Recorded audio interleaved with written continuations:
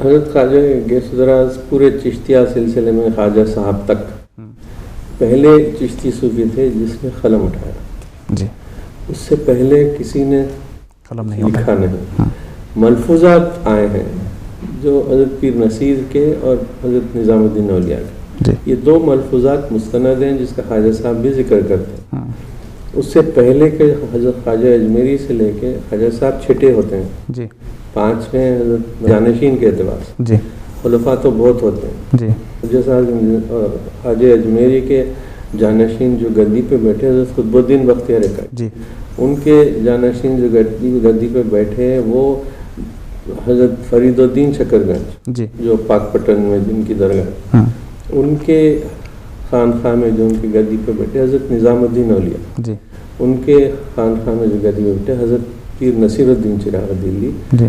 ان کے جانشین جو ان کے زیارت کے دن تیسرے دن گدی پہ بیٹھے حضرت خواجہ غوث دراز جی. وہ 44 برس دلی میں خدمت کرتے رہے, تعلیم دیتے رہے, تربیت دیتے رہے. اس کے بعد ادھر گلبرگہ آئے ہو.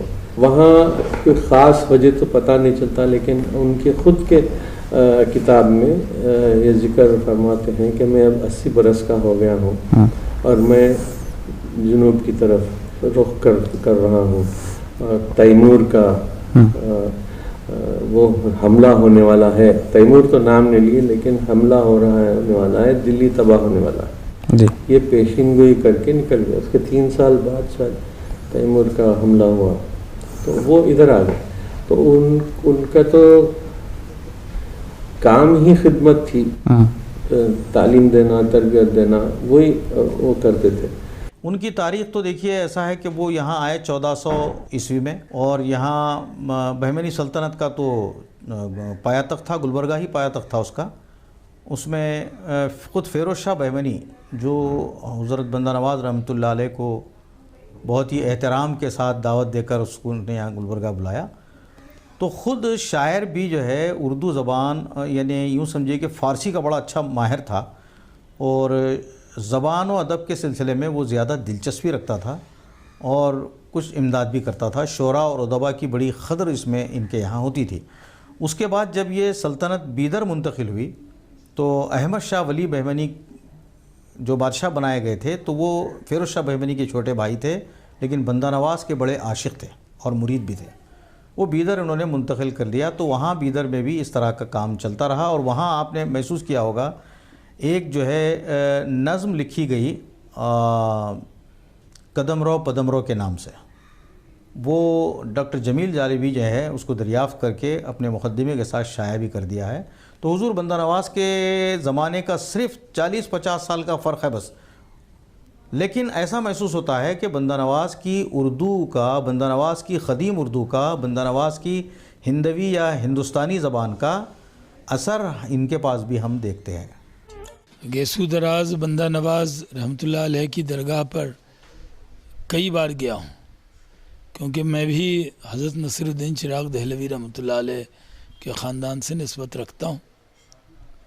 ان کے بھانجے سید تاج الدین مخدوم شاہ کے خاندان سے میرا نسبت ہے. اور گلبرگہ شریف ایک ایسی جگہ ہے جس نے یہ ثابت کیا ہے کہ درگاہ سے بھی کالج, یونیورسٹی کھولی جا سکتی ہے اور بہت خدمت ہو سکتی ہے. حسینی صاحب اور ان کی پوری فیملی نے قوم کی جتنی خدمت کی ہے, ان کی جتنی تعریف کروں میں کم ہے.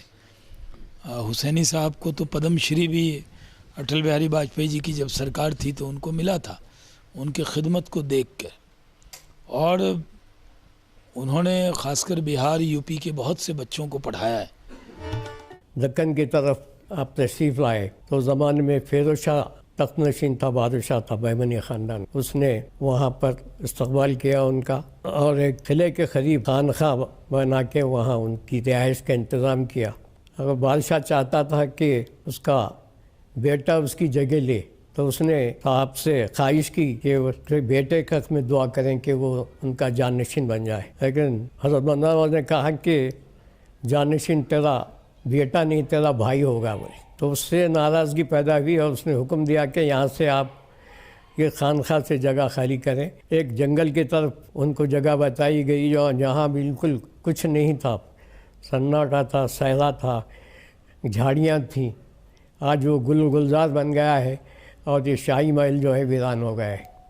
سابق سجادہ نشین تقدس مآب حضرت محمد الحسینی صاحب قبلہ، آپ سابق رکن و نائب صدر آل انڈیا مسلم پرسنل لا بورڈ، سابق رکن کرناٹک لیجسلیٹو کونسل میں رہ چکے ہیں. پدم شری کے اعزاز سے سرفراز حضرت نے حضرت بندہ نواز رحمۃ اللہ علیہ کی تعلیمات کے مشن کو جاری رکھتے ہوئے 1958 میں خواجہ ایجوکیشن سوسائٹی قائم کی تاکہ حیدرآباد کرناٹک علاقے کے مسلمانوں کی تعلیمی پسماندگی کا تدارک ممکن ہو سکے. آپ کی بصیرت ور کاوشوں سے تعلیمی اداروں کا ایک جال سا پھیلتا گیا.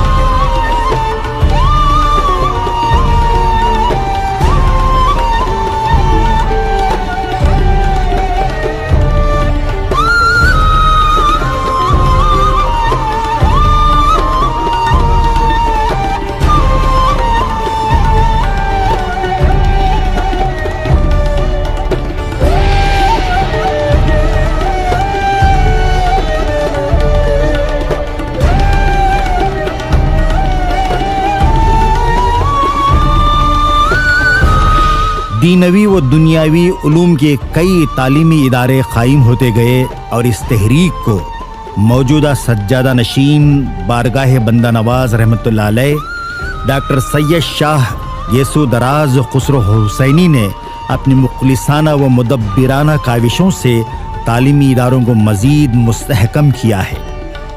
خواجہ ایجوکیشن سوسائٹی کے زیر نگرانی خواجہ بندے نواز KBN تعلیمی اداروں میں پرائمری سے پوسٹ گریجویشن کی تعلیم جاری ہے، جس سے سینکڑوں طلبہ مستفیض ہو رہے ہیں.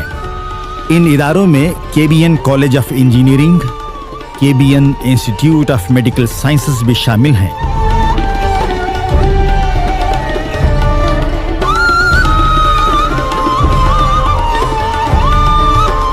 پچھلے برسوں میں خواجہ بندے نواز یونیورسٹی کا قیام بھی عمل میں آیا ہے. تعلیمی سرگرمیوں کا سلسلہ پوری توانائی کے ساتھ رواں دوا ہے. KBN ٹائمز اردو روزنامہ بھی اس ادارے کی سرگرمیوں کا ایک حصہ ہے. ایسی مثال بہت کم ہی ملتی ہے جہاں ایک درگاہ کے زیر اہتمام خانقاہی نظام کے علاوہ عصری علوم کے اداروں کا اس قدر جامع نظم بحسن خوبی رائج العمل ہو. اللہ اللہ اللہ اللہ اللہ